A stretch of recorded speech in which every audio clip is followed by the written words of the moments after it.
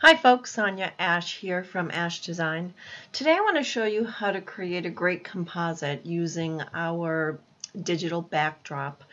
This is called Autumn Path, and what we're going to do is I've got another photo open here in a tab. We're going to add this little boy. We're going to cut him out of the background and we're going to composite him into this digital backdrop. So let's go ahead and get started. The first thing we need to do is we need to cut him out of the background. So there's so many different ways you can do this. You can do this within Photoshop. One way I'm going to show you to do this, and a way that I really have come to like quite a bit lately, is an online editor. An online extraction tool rather, and that is called remove.bg. Now this truly is a one-click extraction tool, at least in my experimentations. So let's go ahead and give it a try. We're going to upload an image, and let's go ahead and upload this little boy, and I clicked one button and it'll go ahead and perform its extraction. And then it shows you right here that it has really very nicely cut him out of the background. So there's a couple of options. You can go in and you can choose to edit this, and it does give you some editing tools. Little lacking in my estimation, so I actually prefer to do any edits inside of Photoshop. So let's go ahead, and if you click on this little arrow next to download, it gives you the option to either download this preview image, which I don't suggest because it's a very low resolution image, or you can download a full image. If you're new to remove background, you can go ahead and get one for free. So go ahead and click free here, and it will allow you to download that image and give this a try. You can also do this from within Photoshop, and to do that, click on this Tools button here, and that's going to allow you to download a plugin for Photoshop, which is what I use. So I'm going to go ahead and show you how I go about that. Let's head back over to Photoshop. I have downloaded the plugin. You can find that if you come up to Window, Extensions, and then pull up Remove Background. It'll show this dialog box over here. So once you have your image open, you're simply just going to click on Remove Background. And it's going to do the same thing basically that it did in the online tool, only it's going to output it right here inside of Photoshop. You can see how it's created the mask. And it actually gives you, it leaves your original layer here, and then it outputs a second layer, its extraction. So there you are. You have this. It's all set to go. Let's go ahead now with our Move tool selected right here. We're going to make sure that your extracted image is selected, and we're going to click on the image and we're going to drag it up to our digital backdrop tab, and we're going to drop it right onto the canvas. So there you can see it. It's really done a very, very nice job with the hair and the edges. Okay, so let's go ahead and close that up. Now what you're going to want to do is you're going to want to size your image onto the backdrop here. So he's pretty in focus. We're going to want to keep it right sort of on this in focus plane right here. So I'm going to do Control T on my keyboard to transform this layer. You're going to hold down your Shift key and grab any one of these four corners to scale him proportionally. And we're just going to kind of fit him in here. He's going to be a little bit bigger because this is a pretty zoomed in image.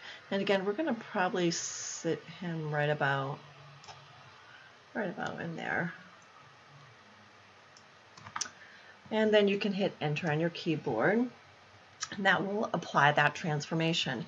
Now that we've got him right about where we want him, you can see there's quite a few, it's sort of cut out here. Normally, I would say let's get some shadows under there, but what we've done is given you some leaf layers, and we're going to cover him up with some leaves. So let's go ahead and grab one of these layers, and you can just sort of position these leaves just to sort of cover up those hard edges. We've got some other leaves over here. Maybe get that in there. And then we've got one more leaf layer that we can sort of fill in there.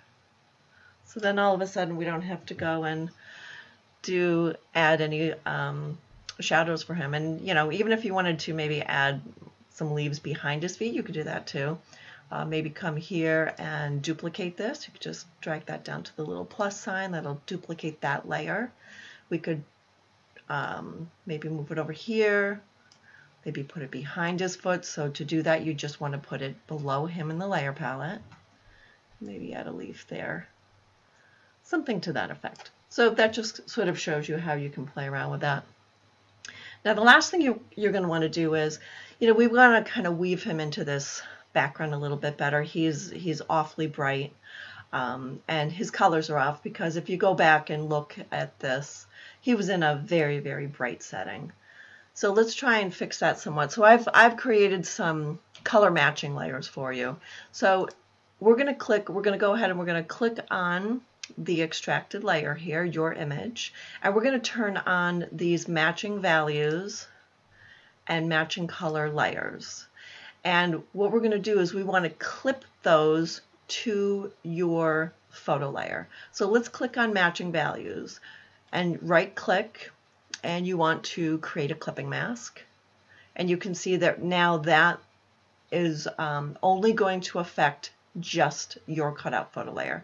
And you're going to do that with match colors too. So we're going to right click, we're going to create a clipping mask. So now those two color matching and value matching layers are only affecting just your cutout photo. So I'm going to go ahead and just shut off match values for a moment so that you can see the color matching. If I shut that off, you can see that it did a nice job sort of giving it this overall sort of warm feel. What you can do is, I've got this set to 100% on the opacity or fill. I'm going to maybe bring that down somewhat. And this is all to taste. You decide how much of a fill you want to keep on this. I think 75 actually looks pretty good right there. Now let's go back to matching the values, because he is rather hot in this darker image. So we've got him now, you know, we've got that toned down somewhat, but he's toned down too much. So what we're going to do is we're going to click into this mask layer. We are going to grab a brush and make sure that it is a soft round brush, which this is, and make sure that we're painting with black. What you can see, and you're going to want to click right onto that mask layer, and you can tell that it's selected because you've got the four corners right here. So with your black brush, you're going to add back in some of the light layers, and I'm going to go a little bit larger. I've got my brush opacity set to 30% here. So let's start with that because we can always add to it. So let's just add in some light layers here. I'm sorry, some light values. And we're going to be careful not to paint all of it back in, but let's just touch on some areas, definitely on this side of his face, because you can see the light is coming from this direction. And you can vary it with your brush, make it smaller and larger.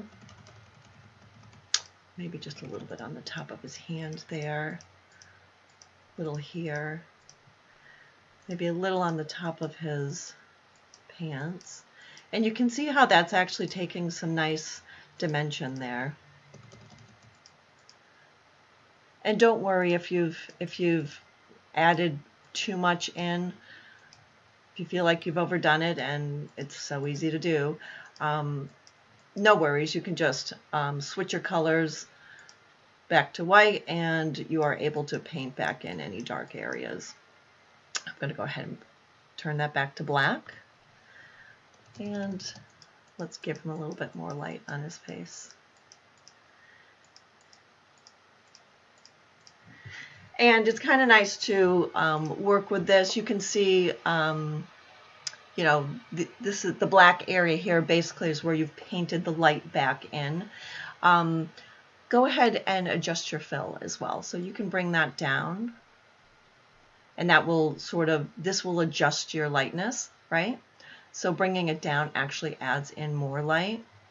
So again, this is completely to taste. Just sort of give that a look. I think 75 is going to work pretty well there too.